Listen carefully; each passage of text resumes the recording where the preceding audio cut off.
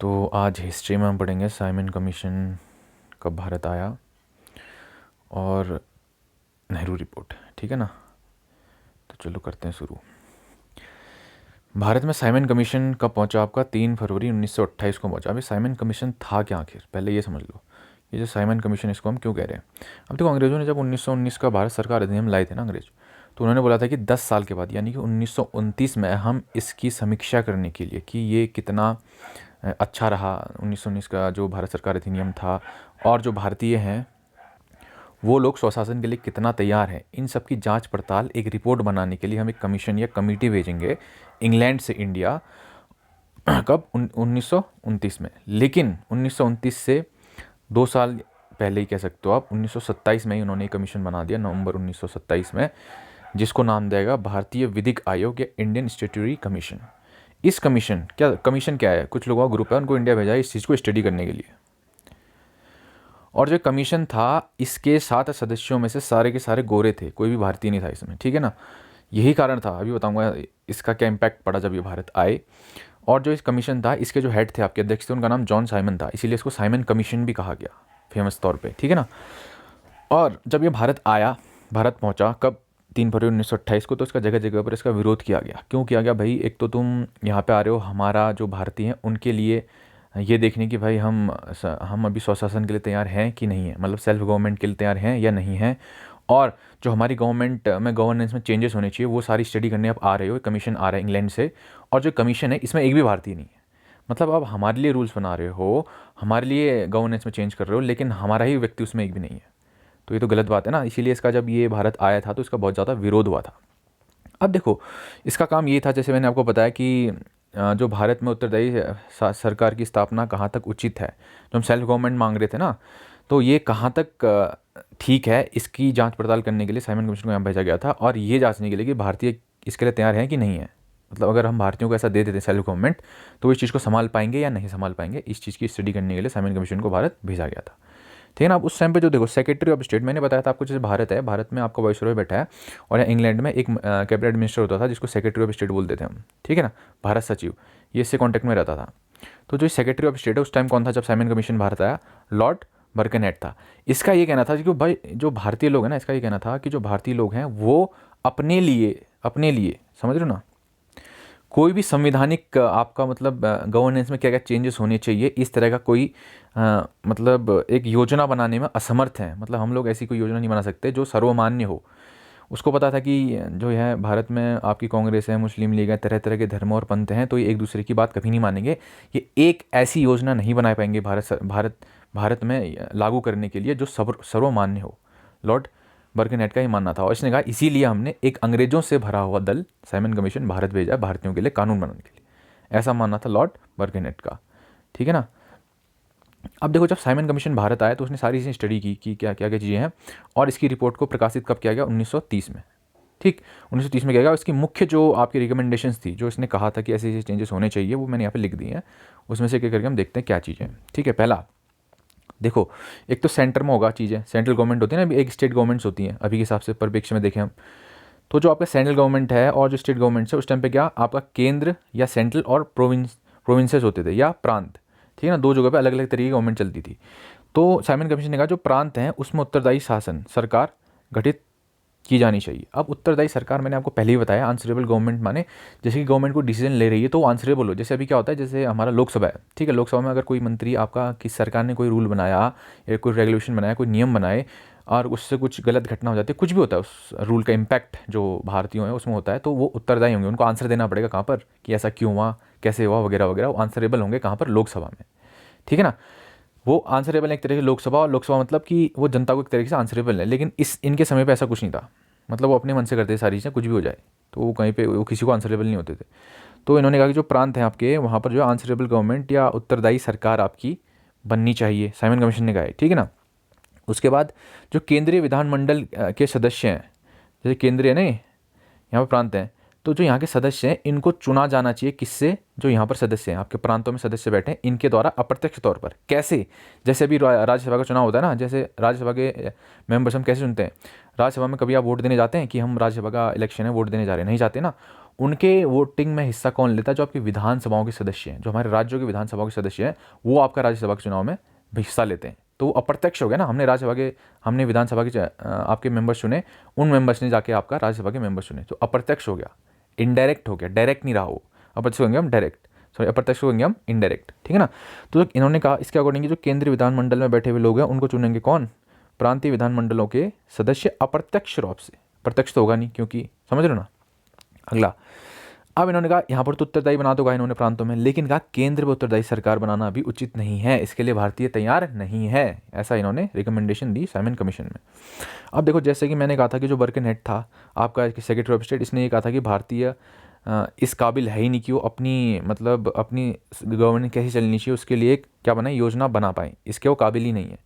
और उन्होंने भारतीयों को चैलेंज किया कि अगर ऐसा है तो आप बना के दिखाओ, कुछ ऐसा योजना बना के दिखाओ जो भारत में लागू की जा सके। तो इस चैलेंज को एक्सेप्ट करते हुए जो आपके क्या हैं, जो आपके भारतीय थे, उन्होंने एक रिपोर्ट प्रस्तुत की, नेहरू रिपोर्ट। इसको हम देखेंगे। पहले ये देख लो कि जब भारत में साइमन कमीशन आया तो उसके साथ क्या किया गया। ठीक, अब देखो ये रिपोर्ट तो आ गई, ठीक, रिपोर्ट आ गई। अब साइमन कमीशन को लेकर भारतीयों का प्रतिक्रिया, आप जितने में भारतीय हैं, साइमन कमीशन ने रिपोर्ट प्रस्तुत की है तो इस पर कुछ रिएक्शन तो आएगा भारतीय लोगों का, तो वो देख लेते हैं। अब जो कांग्रेस था, देखो कांग्रेस की प्रतिक्रिया, कांग्रेस का मद्रास अधिवेशन हुआ था जब साइमन कमीशन भारत आया ना, तो उसी के बाद आपका साइमन कमीशन बनने की जब घोषणा की गई थी, कब? नवंबर 1927 में ना, तो इसके एक महीने बाद आपका देखो दिसंबर 1927 में मद्रास में अधिवेशन हुआ। मैंने कहा था हर साल अधिवेशन होता है कांग्रेस का, इस साल मद्रास में था, किसकी अध्यक्षता में? एस अंसारी। तो इस अधिवेशन में कांग्रेस ने डिसाइड किया कि जो साइमन कमीशन भारत आने वाला है इसका जगह जगह पर हर तरीके से विद्रोह किया जाएगा या विरोध किया जाएगा।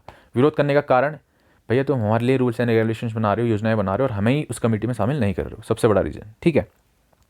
उसके अलावा जन प्रतिक्रिया, अब जन प्रतिक्रिया क्या हुई, देखो 3 फरवरी 1928 बना, कब साइमन कमीशन? 1927 में, और 3 फरवरी 1928 को ही भारत पहुंचा, मुंबई में, सबसे पहले मुंबई में आया।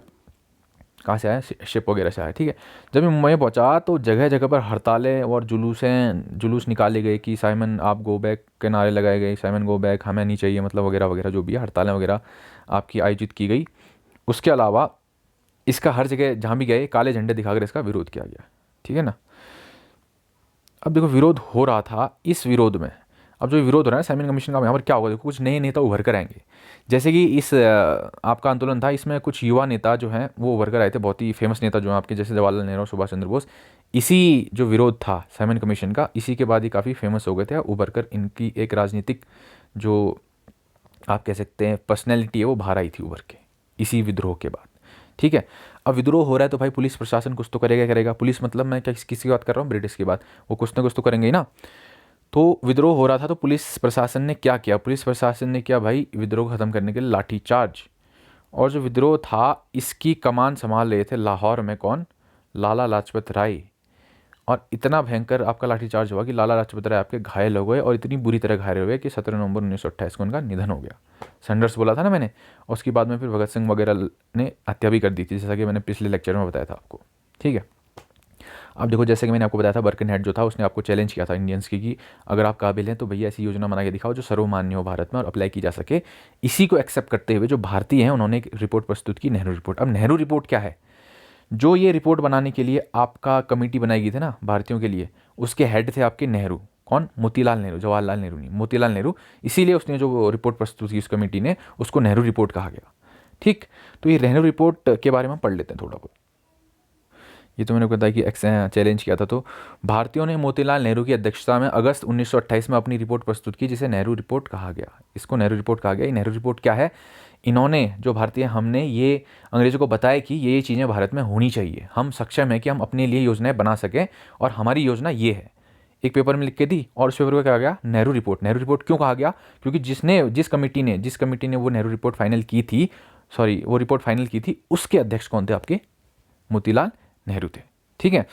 इस रिपोर्ट की जो सबसे बड़ी बात थी, बहुत सारी चीज़ें थी, मैं देखूंगा अलग अलग करके, एक एक पॉइंट करके आपको बताऊंगा। सबसे बड़ी बात थी, इस रिपोर्ट ने मांगा था आपको डोमिनेंट स्टेटस। इन्होंने कहा हमको आप डोमिनेंट स्टेटस दे दो।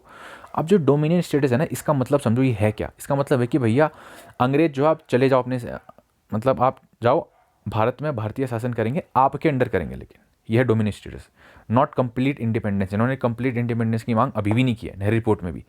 लेकिन जो कुछ नेता थे कांग्रेस में ही आपके, वो चाहते थे कि भैया हमको डोमिनेट स्टेटस नहीं चाहिए, वी वांट कंप्लीट इंडिपेंडेंस, ठीक है ना, पूर्ण स्वतंत्रता हमें चाहिए। वो नेता कौन कौन से थे, उसमें से प्रमुख थे आपके जैसे जवाहरलाल नेहरू और सुभाष चंद्र बोस। ये कांग्रेस के अंदर ही है, लेकिन उन्होंने कुछ ऐसा नहीं कि कांग्रेस से अलग हो गए वगैरह वगैरह।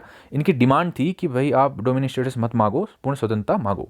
लेकिन ज़्यादातर लोग किसके सपोर्ट में थे, डोमिनेट स्टेटस के। तो उसी चीज़ को लिखकर आपका नेहरू रिपोर्ट प्रस्तुत की गई। तो नेहरू रिपोर्ट में क्या मांगा गया, डोमिनेट स्टेटस, नॉट पूर्ण स्वतंत्रता। और जो कुछ नेता थे जो पूर्ण स्वतंत्रता के पक्ष में थे, वो कौन थे, जवाहरलाल नेहरू और सुभाष चंद्र बोस, जिन्होंने एक अलग से भारतीय स्वतंत्रता लीग बना दी फिर कि आप हमारी बात नहीं मान रहे तो हम भारतीय स्वतंत्रता लीग बना देंगे, ठीक है, इंडियन इंडिपेंडेंस लीग। अब देखो 1928 में ये रिपोर्ट आई।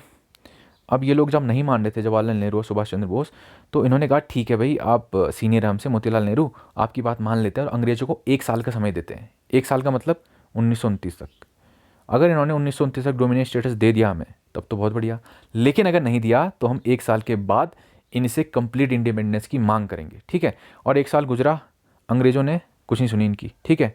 1929 आया और इन्होंने डोमिनेट स्टेटस नहीं दिया। अब 1929 आया, डोमिनेट स्टेटस नहीं दिया, तो 1929 में क्या हुआ, 1929 में फिर कांग्रेस ने क्या मांगना शुरू कर दिया, कंप्लीट इंडिपेंडेंस। और उन्होंने कहा कि 1930 यानी कि अगले साल से हर 26 जनवरी को आपका इंडिपेंडेंस डे मनाया जाएगा, ठीक है, 1930 से। और ये मनाया भी गया, 26 जनवरी 1930 से आपका हर साल इंडिपेंडेंस डे मनाया गया और जगह जगह पर भारत में झंडे फहराए गए वगैरह वगैरह, ठीक है। एक छोटी सी कहानी है इससे जुड़ी हुई।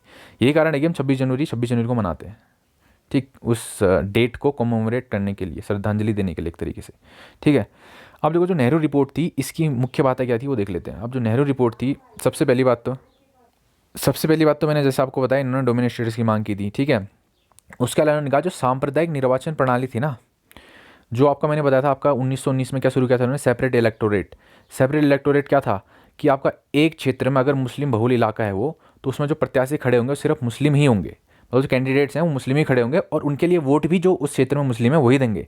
और जो बाकी बच गए लोग वो कुछ भी नहीं करेंगे, उनको कोई राइट्स नहीं होगा।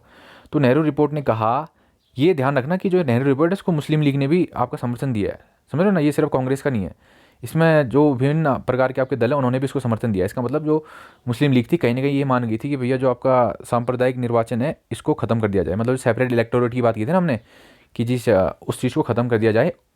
हालांकि जहाँ पर आपके मुस्लिम कम संख्या में अल्पसंख्यक है वहाँ पर उनके लिए सीट आरक्षित कर दी जाए, ये नहीं कि उनको आप सेपरेट इलेक्टोरेट दे दें, मतलब एक सेपरेट इलेक्टोरेट को ख़त्म करने की बात कहेगी।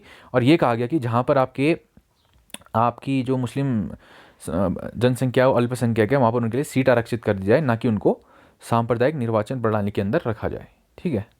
अगला इन्होंने कहा भाषाई आधार पर, लैंग्वेज के आधार पर आप प्रांत बनाओ, जहाँ पर एक जैसे लैंग्वेज बोलने वाले लोग हैं उनको मिलाकर एक प्रांत बना दो, मतलब एक तरीके से स्टेट बना दो नॉर्मल सी भाषा में, ठीक है। अगला 19 मौलिक अधिकारों की मांग इन्होंने की थी। पूछ सकता है कि भैया मौलिक क्या नेहरू रिपोर्ट में, जैसे आप सीडीएस वगैरह एग्जाम देते हो तो उसमें आ सकता है कि नेहरू रिपोर्ट से रिलेटेड इसमें से कौन सा बिंदु सही नहीं है, तो आपको बोल देगा कि उन्होंने 19 मौलिक अधिकारों की मांग नहीं की थी, लेकिन उन्होंने की थी। कितने की थी, 19 मौलिक अधिकारों के नाम, ठीक, मांग। अगला केंद्र तथा राज्य में उत्तरदायी शासन की स्थापना।